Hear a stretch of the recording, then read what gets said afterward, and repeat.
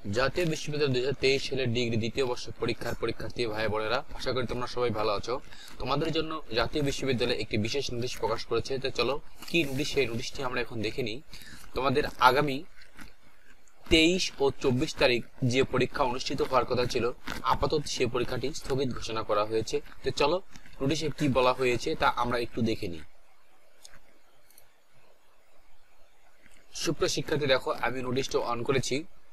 জাতীয় বিশ্ববিদ্যালয়ের ওয়েবসাইটে নোটিশ প্রকাশ করা হয়েছে আজকে 22/7/2025 তারিখে এই নোটিশটি প্রকাশ করা হয়েছে। নোটিশে কি বলা হয়েছে, জাতীয় বিশ্ববিদ্যালয়ের অধীনে আগামী 23/7/2025 এবং 24/7/2025 তারিখ রোজ বুধবার ও বৃহস্পতিবার অনুষ্ঠিত সকল পরীক্ষা স্থগিত প্রসঙ্গে সংশ্লিষ্ট সকলকে জানানো যাচ্ছে যে ঢাকা মহানগরীয় উত্তরায় অবস্থিত মাইলস্টোন স্কুল অ্যান্ড কলেজ প্রাঙ্গণে বাংলাদেশ বিমান বাহিনীর প্রশিক্ষণ বিমান দুর্ঘটনায় পতিত হওয়ায় শিক্ষার্থীদের জানমালের ব্যাপক ক্ষতি হয়েছে। এই প্রেক্ষাপটকে বিবেচনায় নিয়ে জাতীয় বিশ্ববিদ্যালয় আগামী 23 ও 24/7/2025 তারিখ রোজ বুধবার ও বৃহস্পতিবার অনুষ্ঠিত সকল পরীক্ষা স্থগিত করেছে।